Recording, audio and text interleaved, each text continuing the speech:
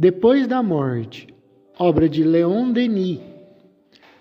Aos nobres e grandes espíritos que me revelaram o mistério augusto do destino, a lei do progresso, na imortalidade, cujos ensinos consolidaram em mim o sentimento da justiça, o amor da sabedoria, o culto do dever, cujas vozes dissiparam as minhas dúvidas, apaziguaram as minhas inquietações, as almas generosas que me sustentaram na luta, consolaram na prova e elevaram meu pensamento até as alturas luminosas em que se assenta a verdade, eu dedico estas páginas.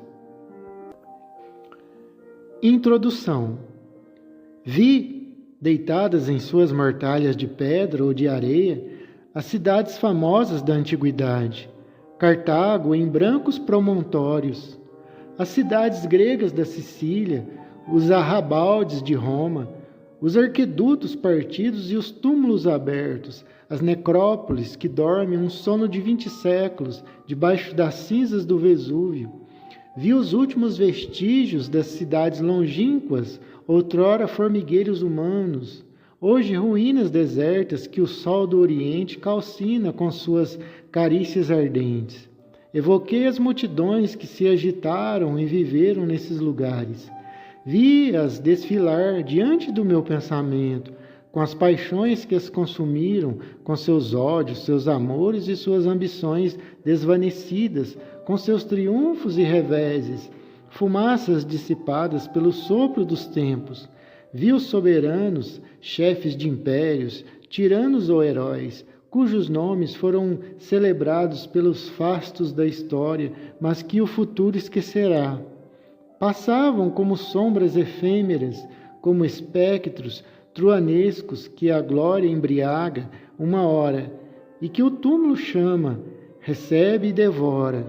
E disse comigo mesmo: eis que se transformam os grandes povos, as capitais gigantes, algumas pedras amontoadas, colinas silenciosas, sepulturas sombreadas por mirrados vegetais em cujos ramos o vento da noite murmura suas queixas.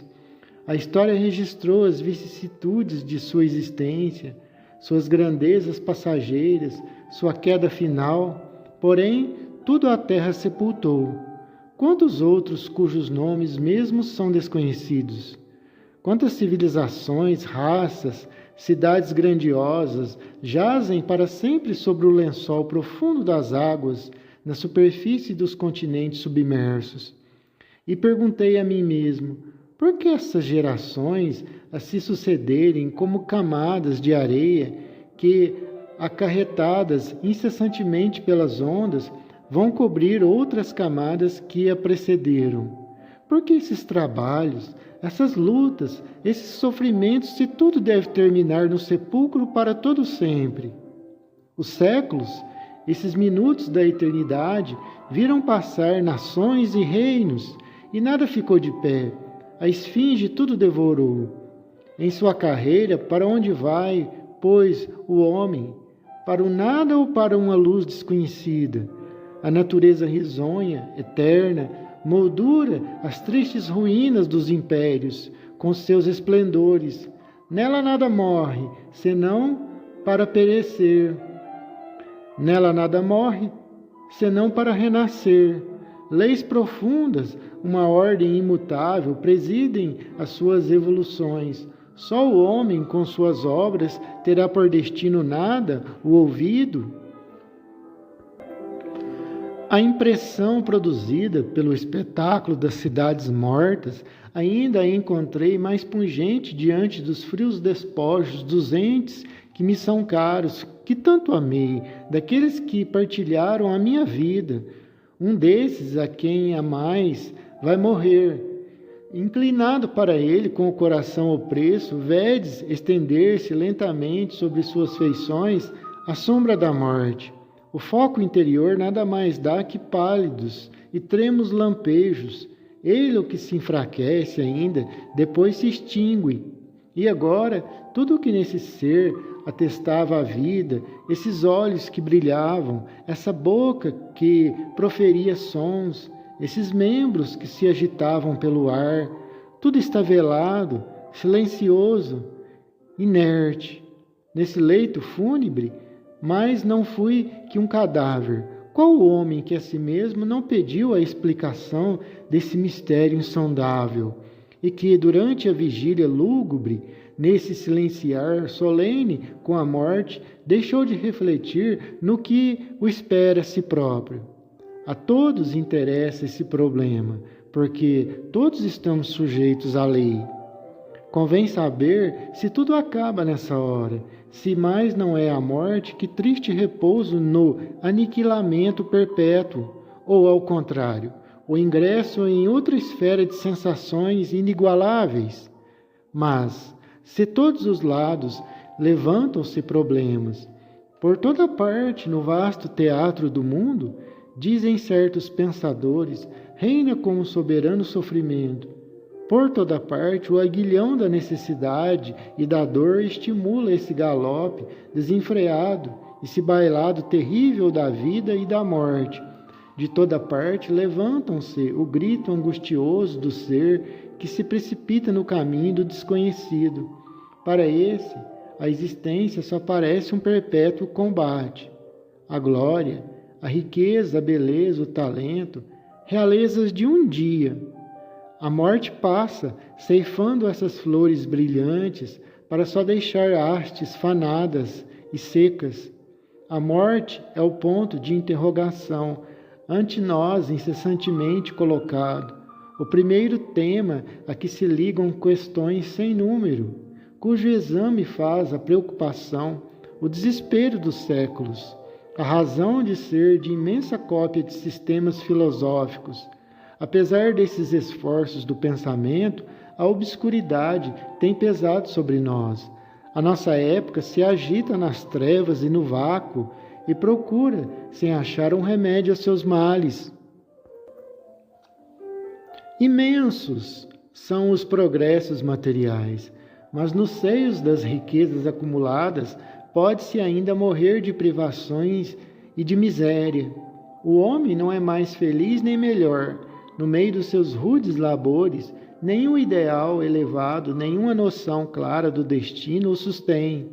Daí seus desfalecimentos morais, excessos de revoltas, extinguiu-se a fé do passado, o ceticismo, o materialismo substituíram-na, e ao sopro destes o fogo das paixões, dos apetites, dos desejos incontroláveis tem-se ateado. Convulsões sociais ameaçam-nos. Às vezes, atormentado pelo espetáculo do mundo e pelas incertezas do futuro, o homem levanta os olhos para o céu e pergunta-lhe a verdade. Interroga silenciosamente a Mãe Natureza e o seu próprio espírito. Pede a ciência os seus segredos, a religião os seus entusiasmos. Mas a natureza parece-lhe muda e as respostas dos sábios e dos sacerdotes não satisfazem a sua razão nem ao seu coração. Entretanto, existe uma solução para esses problemas, solução melhor, mais racional e mais consoladora que todas as oferecidas pelas doutrinas filosóficas do dia a dia. Tal solução repousa sobre as bases mais sólidas que concebe e se possa conceber, o testemunho dos sentidos e a experiência da razão. No momento mesmo em que o materialismo atingia o seu apogeu e por toda parte espalhava a ideia do nada, surge uma crença nova apoiada em fatos. Ela oferece ao pensamento do homem um refúgio onde se encontra, afinal, o conhecimento das leis eternas de progresso e de justiça, um florescimento de ideias que se acreditavam mortas, mas que dormitavam apenas. Produz-se e anuncia uma renovação intelectual e moral. Doutrinas que foram a alma das civilizações passadas reaparecem sob mais desenvolvida forma, e numerosos fenômenos, por muito tempo desdenhados, mas cuja importância, enfim, pressentida por certos sábios, vem oferecer-lhe uma base de demonstração e de certeza. As práticas do magnetismo, do hipnotismo, da sugestão, mais ainda os estudos de um William Crookes, de Russell Wallace, Paul Gibier, etc., sobre as forças psíquicas fornecem novos dados para a solução do grande problema. Abrem-se abismos, formas de existência revelam-se em centros onde não mais se cuidava de observá-los. E dessas pesquisas, desses estudos, dessas descobertas nascem uma concepção do mundo e da vida, um conhecimento de leis superiores, uma afirmação da ordem e da justiça universais, apropriados a despertar no coração do homem, com uma fé mais firme e mais esclarecida no futuro, um sentimento profundo dos seus deveres, um afeto real por seus semelhantes, capazes de transformarem a face das sociedades. É essa doutrina que oferecemos aos pesquisadores de todas as ordens e de todas as classes. Ela já tem sido divulgada em numerosos volumes. Acreditamos nosso dever resumi-la nestas páginas sob uma forma diferente, na intenção daqueles que estão cansados de viver como cegos, ignorando-se a si mesmos, daqueles que não se satisfazem mais com as obras de uma civilização material e inteiramente superficial, mas que aspiram a uma ordem de coisas mais elevadas. É sobretudo para vós, filhos e filhas do povo, para quem a jornada é áspera, a existência difícil, para quem o céu é mais negro, mais frio, o vento da diversidade. É para vós que este livro foi escrito. Não vos trará ele toda a ciência que o cérebro humano não poderia conter, porém será mais um degrau para a verdadeira luz, provando-vos que a vida não é uma ironia da sorte, nem o resultado de um acaso estúpido, mas a consequência de uma lei justa e equitativa, abrindo-vos as perspectivas radiosas do futuro. Ele fornecerá um alvo mais nobre às vossas ações, fará luzir um raio de esperança na noite de vossas incertezas, aliviará o fardo de vossas provações e ensinar-vos-á a não mais tremer diante da morte. Abri-o confiantemente, lede-o com atenção, porque emana de um homem que, acima de tudo, quer o vosso bem. Entre vós, muitos talvez rejeitem nossas conclusões. Um pequeno número somente as aceitará. Mas o que importa? Não vamos em busca de êxitos. Um único móvel inspira-nos, o respeito, o amor à verdade. Uma só ambição anima-nos.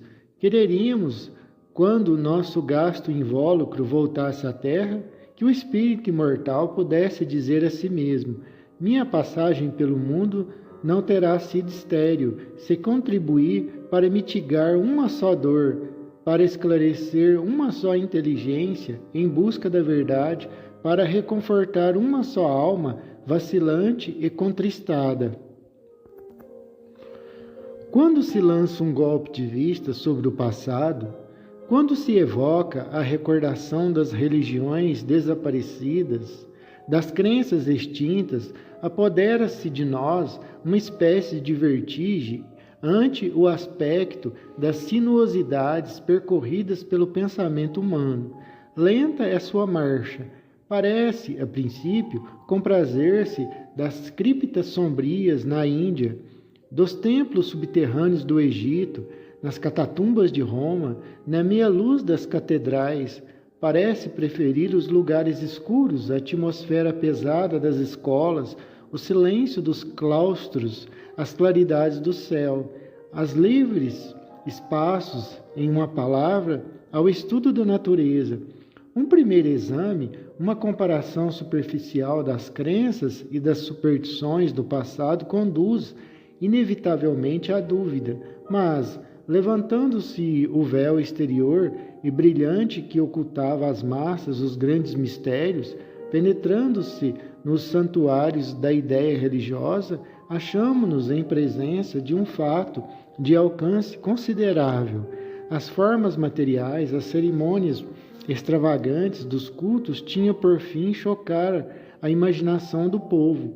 Por trás desses véus, as religiões antigas apareciam sob aspecto diverso, revestiam um caráter grave e elevado, simultaneamente científico e filosófico. Seu ensino era duplo, exterior e público, de um lado, interior e secreto de outro, e neste último caso, reservado somente aos iniciados. Conseguiu-se, não há muito, reconstituir esse ensino secreto após pacientes estudos e numerosas descobertas epigráficas. Conseguiu-se, não há muito, reconstituir esse ensino secreto após pacientes estudos e numerosas descobertas epigráficas. Desde então, dissiparam-se a obscuridade e a confusão que reinavam nas questões religiosas. Com a luz, fez-se a harmonia. Adquiriu-se a prova de que todos os ensinos religiosos do passado se ligam porque, em sua base, se encontra uma só e mesma doutrina, transmitida de idade em idade a uma série ininterrupta de sábios e pensadores. Todas as grandes religiões tiveram suas faces, uma aparente e outra oculta. Está nesta o espírito, naquela outra a forma ou a letra. Debaixo do símbolo material dissimula-se o sentido profundo. O brahmanismo na Índia, o hermetismo no Egito, o politeísmo grego, o próprio cristianismo em sua origem apresentam esse duplo aspecto. Julgá-las pela face exterior e vulgar é o mesmo que apreciar o valor moral de um homem pelos trajos. Para conhecê-las é preciso penetrar o pensamento íntimo que lhes inspira e motiva a existência. Cumpre desprender do selo dos mitos e dogmas o princípio gerador que lhes comunica a força e a vida. Descobre-se, então, a doutrina única, superior e imutável, de que as religiões humanas não são mais que adaptações imperfeitas e transitórias proporcionadas às necessidades dos tempos e dos meios. Em nossa época, muitos fazem uma concepção do universo, uma ideia da verdade absolutamente exterior e material. A ciência moderna, em suas investigações, tem se limitado a acumular o maior número de fatos e depois a deduzir daí as suas leis. Obteve, assim, maravilhosos resultados. Porém, por tal preço, ficar-lhe-á sempre inacessível o conhecimento dos princípios superiores e das causas primitivas. As próprias causas secundárias escapam-lhe. O domínio invisível da vida é mais vasto do que aquele que é atingido pelos nossos sentidos. Lá reinam essas causas de que somente vemos os efeitos. Na antiguidade, tinham outra maneira de ver e um proceder muito diferente. Os sábios do Oriente e da Grécia não desdenhavam observar a natureza exterior, porém era sobretudo no estudo da alma, de suas potências íntimas, que descobriam os princípios eternos.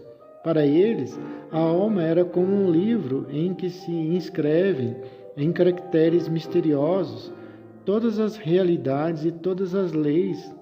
Pela concentração de suas faculdades, pelo estudo profundo e meditativo de si mesmos, elevaram-se até a causa sem causa, até o princípio de que derivam os seres e as coisas.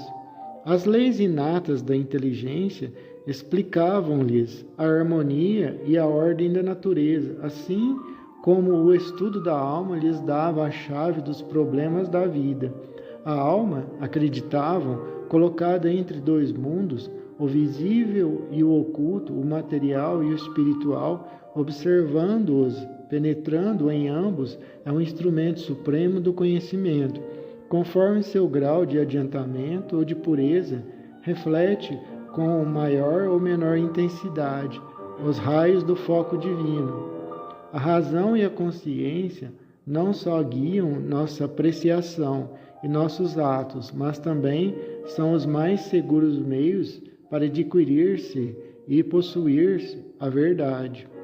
A tais pesquisas era consagrada a vida inteira dos iniciados. Não se limitavam, como em nossos dias, a preparar a mocidade com estudos prematuros, insuficientes, mal dirigidos para as lutas e deveres da existência. Os adéptos eram escolhidos, preparados desde a infância para a carreira que deviam preencher e depois levados gradualmente aos píncaros intelectuais de onde se pode dominar e julgar a vida. Os princípios da ciência secreta eram-lhes comunicados numa proporção relativa ao desenvolvimento das suas inteligências e qualidades morais. A iniciação era uma refundição completa do caráter, um acordar das faculdades latentes da alma. Semente, quando tinha sabido extinguir em si o fogo das paixões, comprimir os desejos impuros, orientar os impulsos do seu ser para o bem e para o belo, é que somente quando tinha sabido extinguir em si o fogo das paixões, comprimir os desejos impuros, orientar os impulsos do seu ser para o bem e para o belo, é que o adepto participava dos grandes mistérios. Obtinha, então, certos poderes sobre a natureza e comunicava-se com as potências ocultas do universo. Não deixam subsistir dúvida alguma sobre tal ponto os testemunhos da história a respeito de Apolônio, de Tiana e de Simão, o mago, bem como os fatos pretensamente miraculosos levados a efeito por Moisés e pelo Cristo. Os iniciados conheciam os segredos das forças fluídicas e magnéticas. Este domínio, pouco familiar aos sábios dos nossos dias, a quem se afiguram inexplicáveis os fenômenos do sonambulismo e da sugestão, no meio dos quais se debatem, impotentes em conciliá-los com teorias preconcebidas. Esse domínio a ciência oriental dos santuários havia explorado e estava possuidora de todas as suas chaves. Nele encontrava meios de ação incompreensível para o vulgo, mas facilmente explicáveis pelos fenômenos do espiritismo. Em suas experiências fisiológicas, a ciência contemporânea chegou ao pórtico desse mundo oculto, conhecido dos antigos e regido por leis exatas. Ainda bem perto está o dia em que a força dos acontecimentos e o exemplo dos audaciosos constrangerão a tal. Reconhecerá, então, que nada há aí de sobrenatural, mas, ao contrário, uma face ignorada da natureza, uma manifestação natural das forças sutis, um aspecto novo da vida que enche o infinito. Se, do domínio dos fatos, passarmos ao dos princípios, teremos de esboçar desde logo as grandes linhas da doutrina secreta. Ao ver desta, a vida não é mais que a evolução no tempo e no espaço, do espírito, única realidade permanente. A matéria é a sua expressão interior, sua força variável. O ser, por excelência, fonte de todos os seres, é Deus, simultaneamente triplo e uno, essência, substância e vida, em que se resume todo o universo.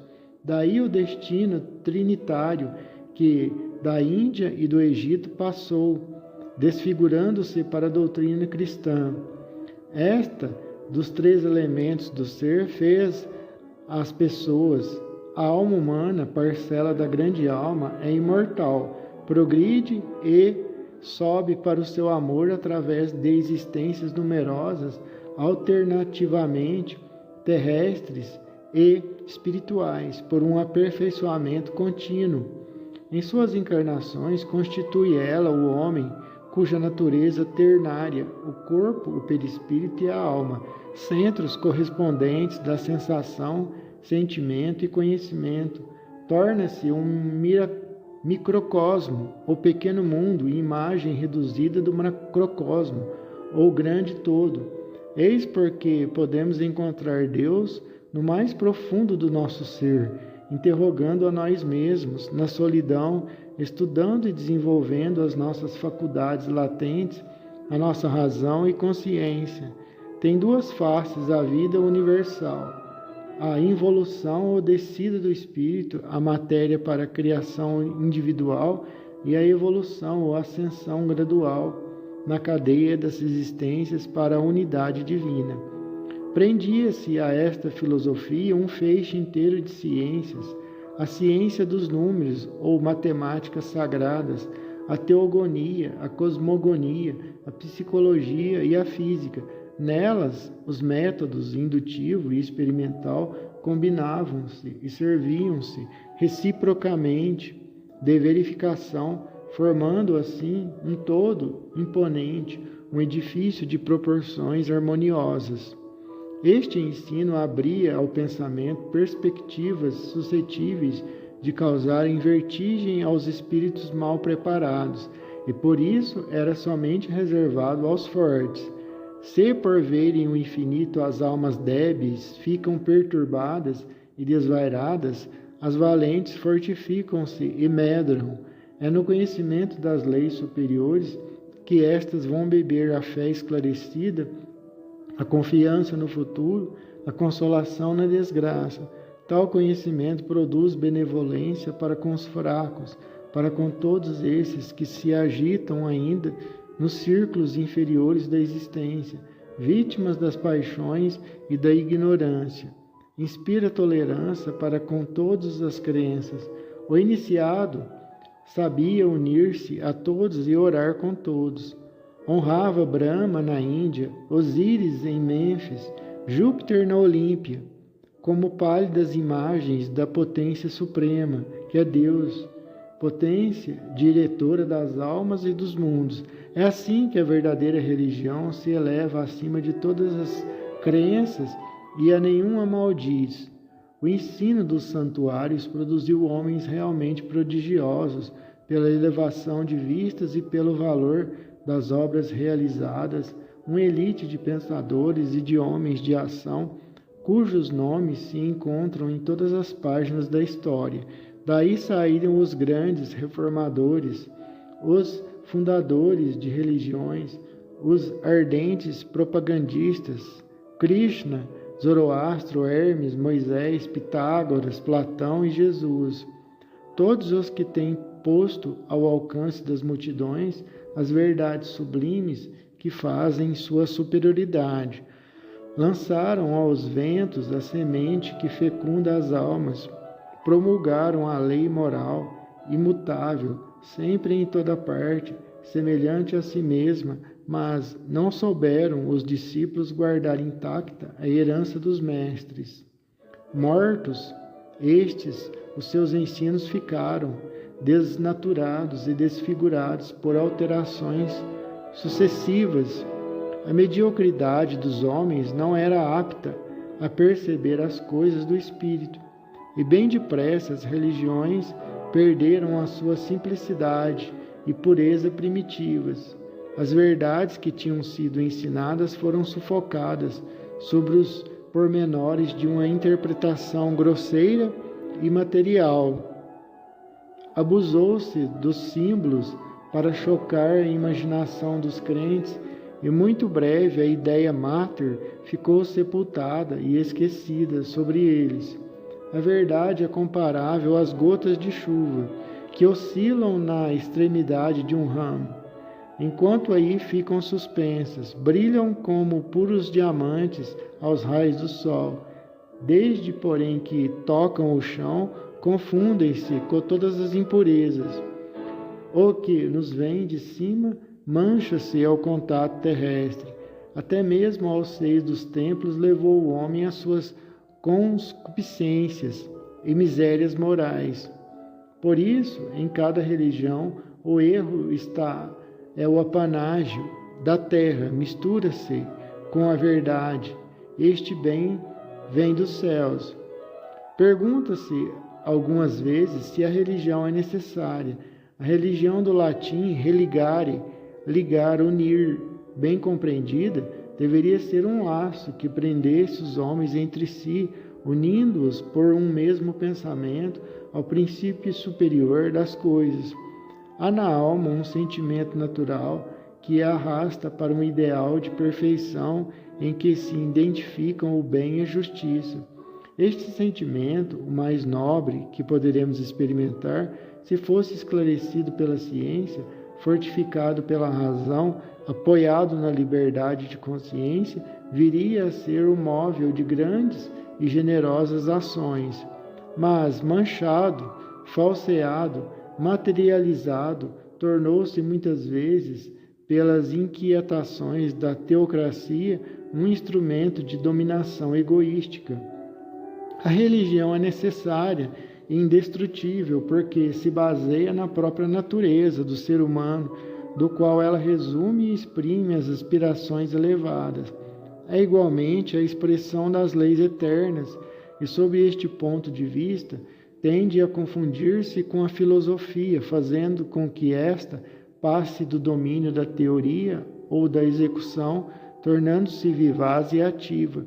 Mas para exercer uma influência salutar, para voltar a ser um iniciante, para voltar a ser um incitante de progresso e elevação, a religião deve despojar-se dos disfarces com que se revestiu através dos séculos. Não são os seus elementos primordiais que devem desaparecer, mas sim as formas exteriores, os mitos obscuros, o culto às cerimônias. Cumpre evitar confundir coisas tão dessemelhantes. A verdadeira religião é um sentimento, é no coração humano e não nas formas ou manifestações exteriores que está o melhor templo do Eterno. A verdadeira religião não poderia ser encerrada dentro de regras e ritos acanhados. Não necessita de sacerdotes, nem de fórmulas, de imagens, nem de dogmas. Pouco se inquieta com os simulacros e modos de adorar, só julga os dogmas por sua influência sobre o aperfeiçoamento da sociedade.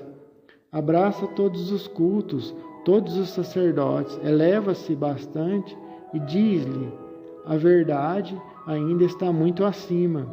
Entretanto, deve-se compreender que nem todos os homens se acham em vias de atingir esses píncaros intelectuais. Eis porque a tolerância e a benevolência são coisas que se impõem. Se por um lado o dever convida-nos a desprender os bons espíritos dos aspectos vulgares da religião, por outro é preciso nos abstermos de lançar a pedra às almas sofredoras lacrimosas, incapazes de assimilar noções abstratas, mas que encontram arrimo e conforto na sua cândida fé. Verifica-se, porém, que, de dia para dia, diminui o número dos crentes sinceros. A ideia de Deus, outrora simples e grande nas almas, foi desnaturada pelo temor do inferno e perdeu seu poder. Na impossibilidade de se elevarem até o absoluto, certos homens acreditaram ser necessário adaptar à sua forma e medida tudo o que queriam conceber. Foi assim que rebaixaram Deus ao nível deles próprios, atribuindo-lhe as suas paixões e fraquezas, amesquinhando a natureza e o universo, e sobre o prisma da ignorância, decompondo em cores diversas os argênteos raios da verdade. As claras noções da religião natural foram obscurecidas a bel prazer. A ficção e a fantasia engendraram o erro, e este, preso ao dogma, ergueu-se como um obstáculo no meio do caminho. A luz ficou velada para aqueles que se acreditavam seus depositários, e as trevas com que pretendiam envolver os outros fizeram-se em si próprios e ao seu redor. Os dogmas perverteram o critério religioso, e o interesse de casta falseou o senso moral. Daí um acervo de superstições, de abusos e práticas idólatras, cujo espetáculo lançou tantos homens na negação. A reação, porém, anuncia-se. As religiões, imobilizadas em seus dogmas, como as múmias em suas faixas, agora agonizam, abafadas em seus invólucros materiais, enquanto tudo marcha e envolve em torno delas. Perderam quase toda a influência sobre os costumes, sobre a vida social e estão destinadas a perecer. Mas, como todas as coisas, as religiões só morrem para renascer. A ideia que os homens fazem da verdade modifica-se e dilata com o decorrer dos tempos. Eis porque as religiões, manifestações temporárias, vistas parciais da eterna verdade, tendem a transformar-se desde que já tenham cumprido a sua tarefa e não mais correspondam aos progressos e às necessidades da humanidade. À medida que esta caminha, são precisas novas concepções, um ideal mais elevado, e isso só poderá ser encontrado nas descobertas da ciência, nas intuições crescentes do pensamento. Chegamos a uma época da história em que as religiões encanecidas aluem-se por suas bases, época em que se prepara uma revolução filosófica e social. O progresso material e intelectual desafia o progresso moral. Nas profundezas das almas agita-se um mundo de aspirações que faz esforços por tomar forma e aparecer à vida. O sentimento e a razão, essas duas grandes forças imperecíveis, como o espírito humano, de que são atributos, forças hostis até hoje e que perturbavam a sociedade com seus conflitos, semeando por toda parte a discórdia, a confusão e o ódio, tende finalmente a se conciliarem. A religião deve perder seu caráter dogmático e sacerdotal para tornar-se científica. A ciência libertar-se-á dos baixios materialistas para esclarecer-se com um raio divino. Surgirá uma doutrina idealista em suas tendências, positiva e experimental em seu método, apoiada sobre fatos inegáveis, sistemas opostos na aparência, filosofias contraditórias e inimigas. O espiritismo e o naturalismo, entre outras, acharão afinal um terreno de reconciliação. Síntese poderosa, ela abraçará e ligará todas as concepções variadas do mundo e da vida, raios dispersos, faces variadas da verdade. Será a ressurreição sob forma mais ampla e a todos acessível dessa doutrina que o passado conheceu, será o aparecimento da religião natural que renascerá simples, sem cultos, sem altares. Cada pai será sacerdote em sua família, ensinará e dará o exemplo. A religião passará para os atos, para o desejo ardente do bem. O holocausto será o sacrifício de nossas paixões, o aperfeiçoamento do espírito humano.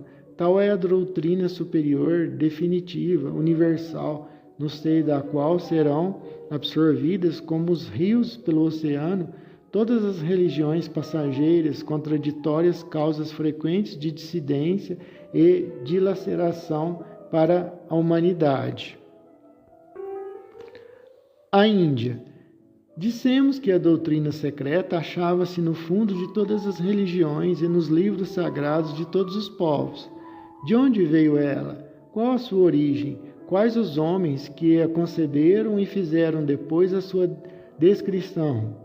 As mais antigas escrituras são as que resplandecem nos céus, esses mundos estelares que, através das noites calmas, deixam cair serenas claridades, constituem as escrituras eternas e divinas de que fala Dupuis. Os homens têm-nas, sem dúvida, consultados antes de escrever, mas os primeiros livros em que se encontra exposta a grande doutrina são os Vedas. É o molde em que se formou a religião primitiva da Índia, religião inteiramente patriarcal, simples e pura, como uma existência desprovida de paixões, passando vida tranquila e forte ao contato da natureza esplêndida do Oriente. Os hinos védicos igualam em grandeza e elevação moral a tudo o que, no decorrer dos tempos, o sentimento poético engendrou de mais belo.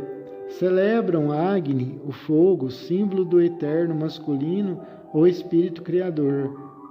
Sorna, o licor do sacrifício, símbolo do eterno feminino, alma do mundo, substância etérea. Em sua união perfeita, esses dois princípios essenciais do universo constituem o Ser Supremo. Zians, ou Deus, o Ser Supremo, imola-se a si próprio e divide-se para produzir a vida universal.